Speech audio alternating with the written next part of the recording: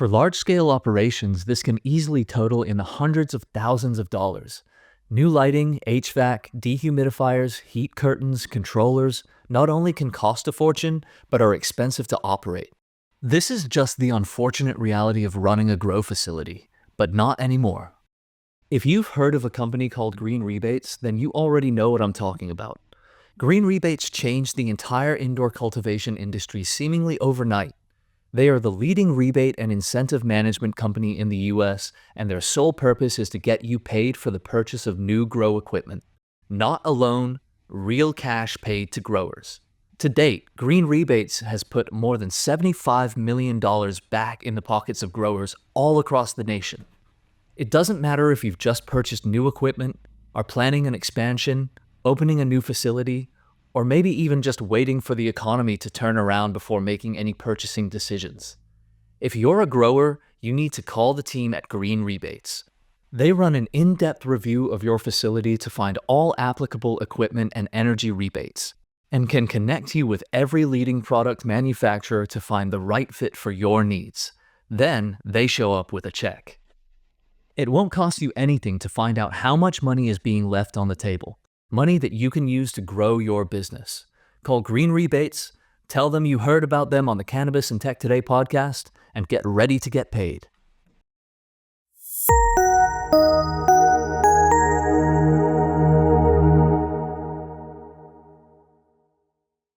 Welcome to another episode of Cannabis Tech Talks, presented by Green Rebates. We are here at MJBizCon, and I am sitting down with Rick from Mosca Seeds. How's it going? Going great, Mary Jane. Good to be here. So stoked to chat with you. I know you're a sponsor of the event. Yes. And how is your show going so far? Excellent. We just did a meet and greet over at Front Row Ag. For the past 3 hours, we gave away a lot of genetics, and we're doing a big raffle for a Boogie box set, a $500 value. Whoa, say more about that. What is that? Yeah, so it's 5 of our strains that really our flagship strain is a Raspberry Boogie, and been very popular over the years, and we've been breeding for just over 20 years, and it's been our consummate bread and butter. I'm stoked to talk to you about going all the way back because, we were chatting before we hopped on this podcast. I was the culture editor at High Times for several years. I used to go to the Amsterdam Cannabis Cup, so I know I've smoked your strains, and just love to hear about your evolution from those days into this regulated space. Like, if you've been around for 20 years on the traditional market and then made the leap, that's pretty incredible. Yes. We now have a farm, but we started off with just very humble beginnings, really love for the plant, in a grow tent in the basement. And fortunately, I was able to go to Amsterdam and made really good friends with some Dutch growers and breeders, specifically Magus Genetics and Greenhouse.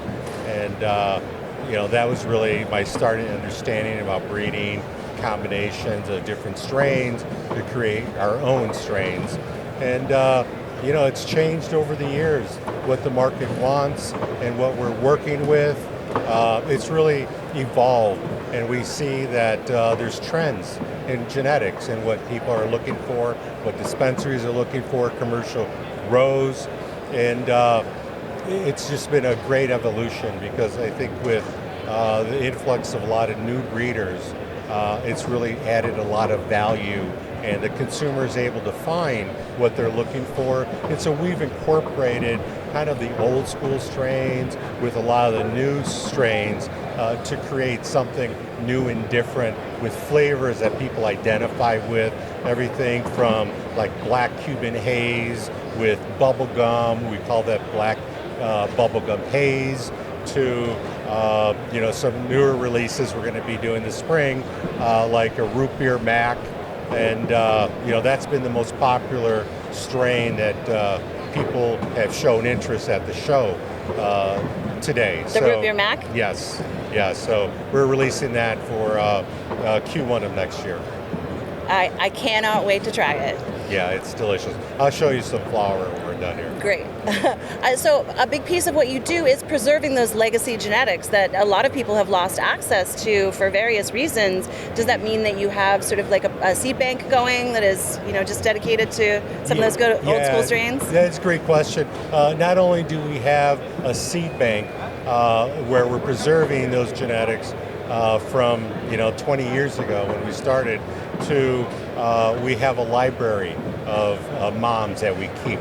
And now we're diving into the tissue culture to help preserve those for even longer. And so, having a mom in a 3-inch Petri dish that'll survive, practically everything, versus something that's in a 2-gallon cocoa bag that is susceptible to the elements. It's a much smarter way to grow. Talking about cocoa, you were saying that you had written an article about growing in cocoa back in the day for High Times, like one of the first articles. I wrote the first article on cloning in cocoa that was published in High Times, and it was really neat because I was reading on how Canna was using cocoa in Holland to grow their plants out, and so I started experimenting with cloning with cocoa because it's really an ideal substrate because of the porosity and the air in the substrate that clones need to really grow and develop really healthy roots. And we found that that really had a much more accelerated growth compared to like peat or rock wool. And so even today, we're still using that method in a different format. I imagine too, the little bit I know about it is that rock wool, there's a lot more danger of burning those delicate roots in a clone. Is that correct? It could, depending on the nutrients that you're feeding. So we go very, very light. So we don't have any burning issues, but you could if you overdo it. If you were like me and you don't know what you're doing. Yeah.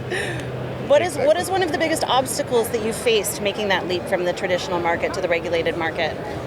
Really rebranding and reaching out to those consumers, the new growers who have not really been exposed to our brand.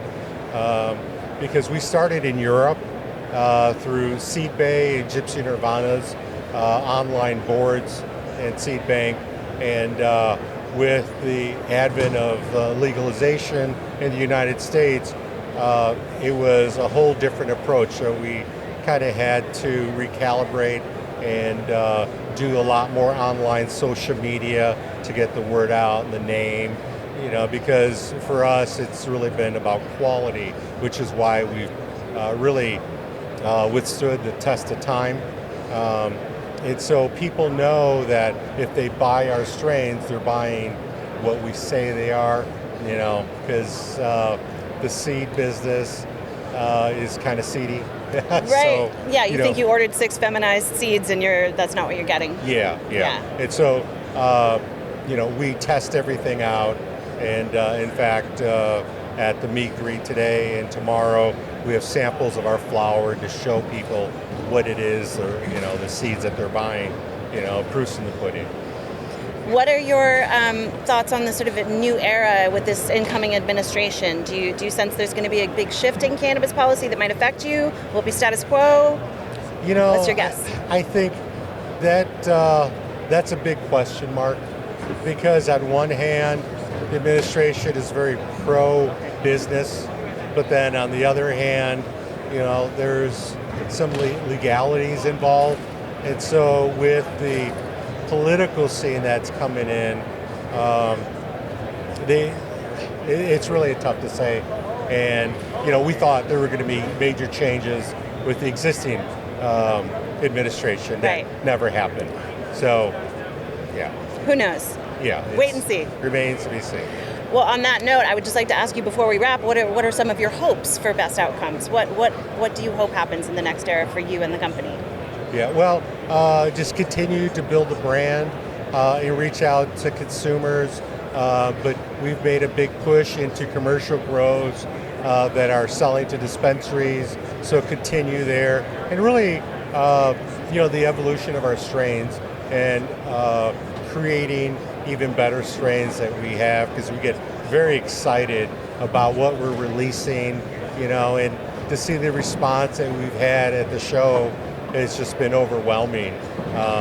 It's really great to see that our work is really appreciated, and this is a great venue in order to do that. So just continue, our love and passion for the plant. That's fantastic. Well, I'm going to keep an eye out for the root beer mac. Yes, and I have some flour for you. Amazing. We'll wrap this up then. But before we go, tell people where they can find you. Yeah. So check out our website, moscaseeds.com. We are on social media under Mosca Seeds, IG. We are on Facebook. So please check us out. And if you're at the show, stop by Seedsman booth tomorrow from 12 to 3. We'll be doing meat green over there. And we're giving out some skateboard decks and some free seeds. It's a good time. And that's MOSCA, Mosca Seeds. Yes, Mosca. Awesome. Fly in Spanish. Thanks so much for hanging out with us, Rick. Thanks, Mary Jane. This has been another episode of Cannabis Tech Talks, presented by Green Rebates here at MJBizCon, and we'll see you next time. Cheers.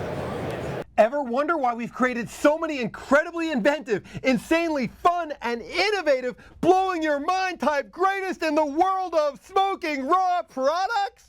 It's your fault, bro! Empathy is one of our biggest secrets. I could roll with 1 billion people, and each one of them would roll a tiny bit different. That's because you have more synapses in your brain than there are stars in the galaxy. And that's why we have to create so many innovative products, because you are an incredibly unique individual. Give me a hand. Don't leave me down, man. Because rolling paper has one simple, beautiful job: to uplift people. And the better we make our rolling papers, the better is our contribution to humanity. It's our purpose. We have a deep connection to the history of rolling papers and have studied many of the legendary greats of the past in order to incorporate some of their best ideas. Come on. We love teaching about paper and sharing beautifully natural ways to adjust and slow its burn. Plus, every rolling technique, trick, and nuance imaginable. Because by sharing this knowledge, it brings you to a higher level, and we all get higher together. And you know that's true.